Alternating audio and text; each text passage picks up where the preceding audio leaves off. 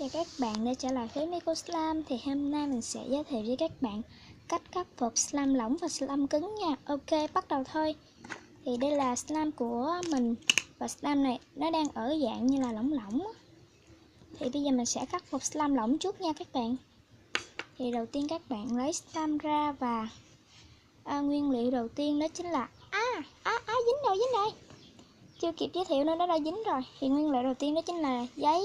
Thì giấy đi vệ sinh đó các bạn chỉ cần lấy ra một miếng và ở trong đây thì tới 2 lớp nên là các bạn tách ra giùm mình á, rồi mình sẽ để cục slime này qua bên.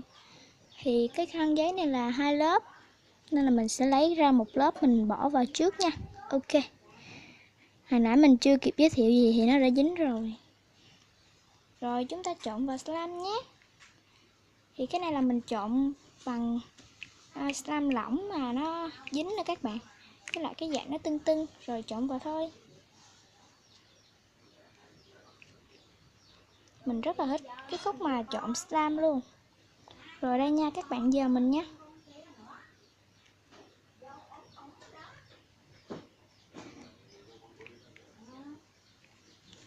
Các bạn cứ trộn slime với giấy cho mình nha, thì nó sẽ không sao cả đâu. Nên các bạn đừng lo việc mà slime của chúng ta sẽ bị hư nha. Tại vì slime này nó quá là lỏng nên là mình mới trộn với giấy cho nó đặc lại một chút đó các bạn. Không phải chỉ có slime trộn với giấy là thành dạng slime powder không đâu, mà nó sẽ giúp cho slime của chúng ta nó cứng lại á. Nên là mình đã nghiên cứu xong và quay video cho các bạn luôn.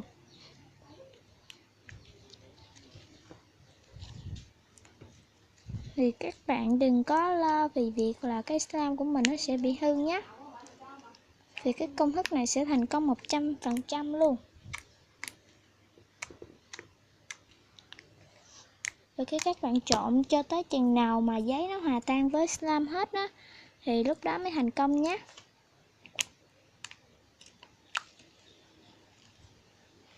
Thì cái cục slime này là làm trong, nhưng mà mình làm bằng cái lê hồ nó không có dẻo được đó nha các bạn.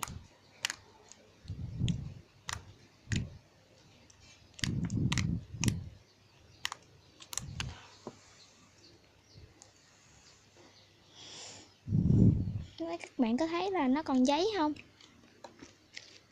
Tức là mình trộn cho có điều nó mới còn lại mấy cái hạt giấy mini á.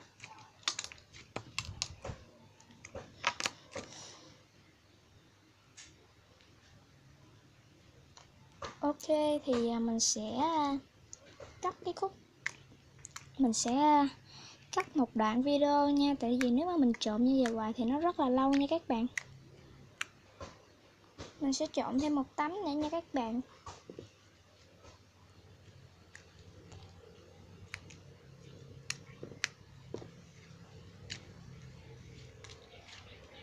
Nếu mà video mình đầu tư không có được tốt thì mong các bạn thông cảm cho. Rồi thì cái khúc này mình sẽ tua chứ mình không có cắt nữa nha, mất công các bạn nói mình ăn gian á, mình lừa đảo á, nên là mình sẽ tua nhanh nha.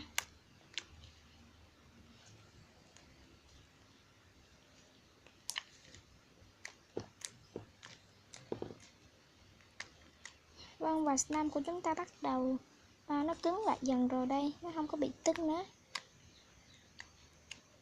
Nhưng mà mình chưa có trộn hòa tan với giấy.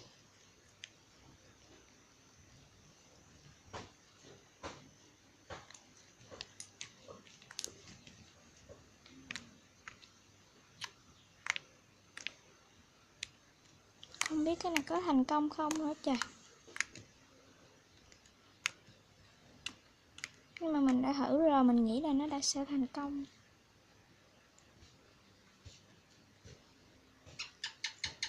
Ok, thì bây giờ mình sẽ cho một ít thực phẩm màu đỏ vào nhé.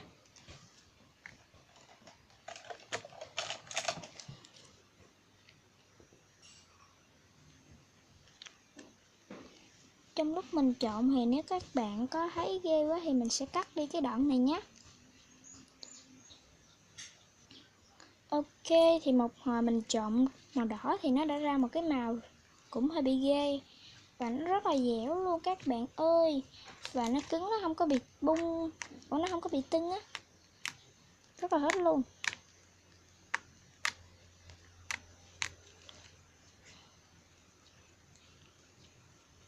Và nãy giờ công sức mình chọn thì nó cũng đã thành công. Trời ơi, nãy giờ mình tưởng là nó không thành công không ấy.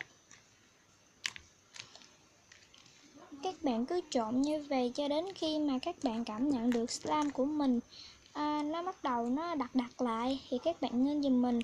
Nếu mà các bạn cho nhiều quá thì nó sẽ bắt đầu cứng ngay lại liền. Và các bạn phải nói chung là cứng quá thì các bạn sẽ chơi cũng không được nữa. Các bạn bỏ một lượng vừa đủ. Và cái slime mình rất là thích chơi luôn, nó tiếng to và cái chất nó rất là crinkly và crinkly, nói chung là nó rất là đã nha. Rồi bây giờ chúng ta khắc phục slime bị cứng thôi nào. Thì đối với slime bị cứng thì nó sẽ trở nên rất là cứng và chơi không được. Ấy. Rồi ha, bước đầu tiên các bạn cần đó chính là cho nó vào một cái đồ đựng. Thứ hai thì nguyên liệu bạn cần chuẩn bị đó chính là một miếng chanh. Và thứ ba các bạn cần đó chính là một cái đồ khuấy để mà cho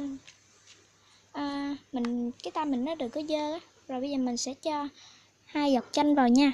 Các bạn cho lượng chanh nó ít thôi, tại vì chanh nó tác động mạnh tới slime á. Các bạn cho nhiều quá thì slime nó sẽ, nói chung là nó chảy ra luôn á. Cái là các bạn cho 2 giọt vào mà không thấy nó lỏng á thì các bạn cho vào thêm. Chừng nào mà các bạn cảm thấy như là slime của mình nó đã bình thường trở lại thì các bạn ngưng nhé. Rồi lần này mình cho hơi lố, hình như là 4 giọt luôn rồi đó.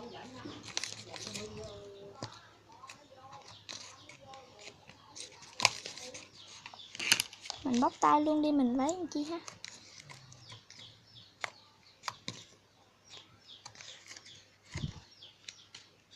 Lấy ra tay và trộn nào. Đấy, các bạn có thấy nó dẻo không? Thì hai cách này các bạn có thể là vừa bổ ích mà là vừa giúp cho slime của chúng ta chơi đã hơn. Và khi mà mình cắt phục thì nó rất là dẻo luôn đây.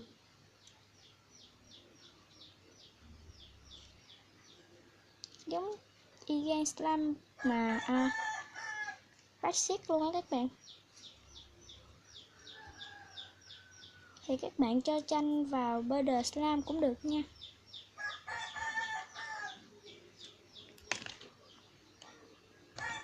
Thì đây là hai mẫu mình vừa khắc phục xong. Thì mẫu này là mình trộn với giấy này, rất là đã. Còn cái này thì mình trộn với chanh thì nó cũng rất là dẻo luôn. Hai cách các bạn trộn, hai cách thì các bạn có thể dùng để khắc phục slime. Thì bên đây mình khắc phục slime lỏng bằng giấy là bên đây này nha. Còn bên đây thì mình khắc phục slime cứng bằng chanh. Rồi video của mình đến đây là kết thúc. Nếu ai thấy hay thì hãy like và subscribe cho kênh mình nhé. Bye bye.